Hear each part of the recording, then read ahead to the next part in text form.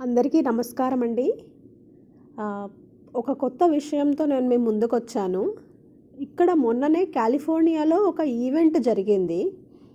ఆ ఈవెంట్‌కి ఆ కాలనీ ప్రెసిడెంట్ వాళ్ళు మన ఇండియా నుంచి, కాశీ నుంచి ఒక బృందాన్ని తీసుకొచ్చారు. ఆ బృందంలో తబలా వాయించేవాళ్ళు, వీణ వాయించేవాళ్ళు, పాటలు పాడేవాళ్ళు, ఇట్లా వివిధ కళలు, డ్రమ్స్ వాయించేవాళ్ళు, వాళ్ళందరూ ఒక గ్రూప్ అనమాట. ఒక 10 మంది వచ్చారు ఇక్కడికి.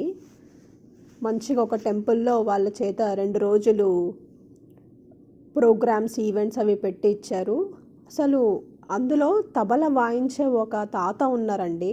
ఆయనకి 72 ఏళ్ళు. ముందు 3 పళ్ళు కూడా ఊడిపోయినాయండి. కానీ ఆయన తబలా వాయిస్తున్నారు చూడండి అసలు. ఎంత బాగా వాయిస్తున్నారంటే ఆయనకున్న ఆ శక్తి, ఎనర్జీ అనేటిది అది ఆనందంతో కూడుకున్న ఎనర్జీ అండి.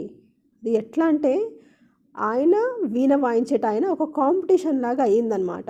వీణ వాయించేటాయన ఒక 1 మినిట్ కంటిన్యూస్గా వాయిస్తూనే ఉండి, ఒక్క నిమిషం బ్రేక్ తీసుకోగానే ఈయన 1 మినిట్ తబలా వాయించి, ఈయన బ్రేక్ తీసుకోగానే ఆయన అట్లా వాళ్ళిద్దరి మధ్యలో స్టేజ్ మీద ఒక కాంపిటీషన్ టైప్లో అయ్యి వాళ్ళిద్దరూ ఎంత బాగా ఆనందపరిచారంటే వచ్చిన ప్రజలని, ప్రేక్షకులని చప్పట్ల మీద చప్పట్లు. ఆ వాయించటాయన ఆనందం ముఖంలో అయితే ఇట్లా ఉట్టి పడుతుంది. వాయించటాయన ముఖంలో, ఈ 72 ఏళ్ళున్న తాత, తబలా వాయిస్తున్న ఆ తాత ముఖంలో. నాకు అదృష్టం కొద్దీ ఆ తాతతో భోజనం చేసేటప్పుడు మాట్లాడే అవకాశం దొరికింది. నేను అడిగాను, వాళ్ళు ఎప్పుడు నేర్చుకున్నారు, ఎన్ని సంవత్సరాల నుంచి వాయిస్తున్నారు, ఏంటి అని. ఆయన చెప్పారు, వాళ్ళ తాత తరం నుంచి వాళ్ళు తబలా వాయించే జీవన విధానాన్ని గడుపుతున్నారంట. వాళ్ళ ఇంట్లో వాళ్ళందరూ ఇట్లనే ఈ కళ మీదనే బ్రతుకుతారంట. వాళ్ళ తాత ఒక పైసా తీసుకొని తబలా వాయించడం చేసేవారంట. వాళ్ళ నాన్న ₹1 నుంచి ₹10, ₹100 తీసుకొని వాయించడం చేశారంట.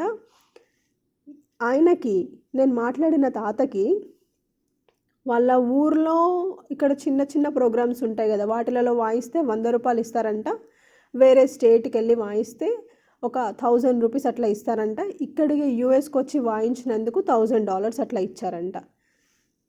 పైసా ఎంత వచ్చిందనేది మాకు కాదండి, మేము చేసే పని మాకు చాలా ఆనందకరమైన విషయము. మా మనస్సులలో మేము చేసే పని పట్ల అతి ఉన్నతమైన, చాలా ఎక్కువ ఆనందాన్ని కలిగించే పని కాబట్టి మేము ఆ ఆనందాన్ని మా కళ ద్వారా నలుగురికి పంచగలుగుతున్నాము అని చెప్పారు ఆ తాత. అసలు ఆ తాత ముఖంలో ఆ ఆనందం అనేటిది చెప్తున్నా కదండి. వాళ్ళ కుటుంబానికి నాకు తెలిసి సరస్వతీదేవి కరుణా కటాక్షం ఉంది. ఏ కళనైనా సరస్వతి కళ రూపమే. ఏ మనకి రూపాయి తెచ్చిపెట్టేది ఏ కళ అయినా సరే మనలో సరస్వతీదేవి కరుణా కటాక్షం ఉంటే అది కొన్ని జనరేషన్స్కి పాస్ అవుతుందండి, ఒక్కరికి కాదు. అంటే ఒక జనరేషన్ మాత్రమే కాదు, అది వాళ్ళ తాత తరం నుంచి వస్తుంది.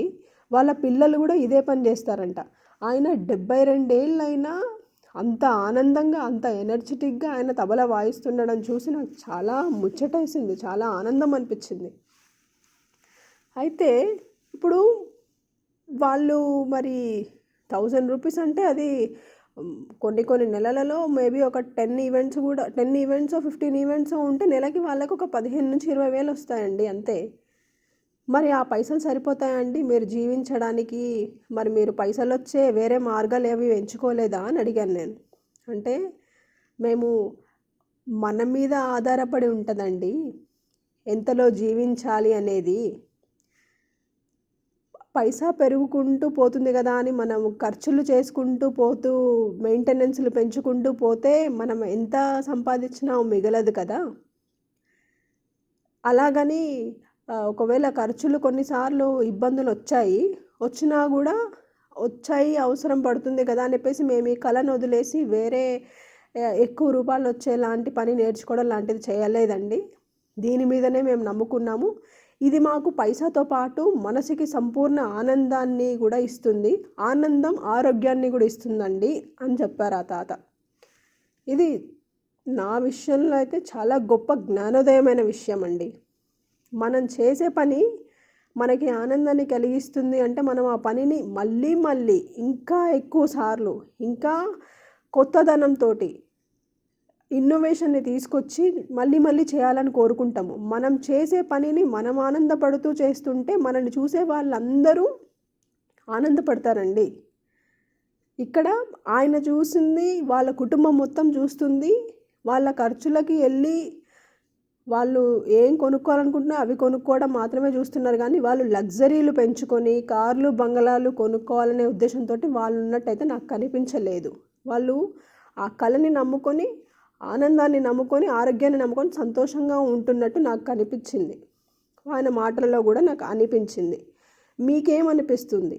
మీ మనసుకు నచ్చిన పని చేస్తూ మీరు చాలా సంతోషంగా ఉంటూ నలుగురిని సంతోషపెడుతూ ఉంటారా?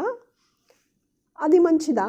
లేకపోతే మనకి వచ్చే 20,000 జీతం ఉన్నదో, లేకపోతే 30,000 నుంచి పైసలు వచ్చేదో, 10,000 పైసలు వచ్చేదో వదిలిపెట్టేసుకొని 50,000 వచ్చేది నేర్చేసుకోనో, 50,000 లక్షనో వచ్చేటిదో, లేకపోతే వేరే వేరే పనులు ఏవి ఎక్కువ వస్తే ఆ పనులు నేర్చేసుకొని వాటికి మూవ్ అయిపోయి వాటికి వెళ్ళిపోయి మనకి నచ్చినా నచ్చకపోయినా పని చేసుకుంటూ జీవించడం మంచిదంటారా? ఇది స్వతహాగా ఎవరికి వాళ్ళు తీసుకొని నిర్ణయం, దానికి కట్టుబడి దానికి ముందుకు వెళ్ళాల్సిన ఆ సిచ్యువేషన్ మన చేతుల్లో ఉంది. మీరు ఆలోచించుకోండి. మీకేం కావాలో, మీరు సంతోషంగా ఉండాలనుకుంటున్నారో, నలుగురిని సంతోష పెట్టాలి అని అనుకుంటున్నారో, లేకపోతే మీరు చిరాకు పడి మీరు పైసల వెంట పరిగెత్తి మీకు నచ్చిన పని చేయకుండా వేరే వేరే పనులు చేసుకుంటూ నచ్చని పనులు మీరు ఆరోగ్యాన్ని పోగొట్టుకోవాలనుకుంటున్నారో ఆలోచించుకోండి.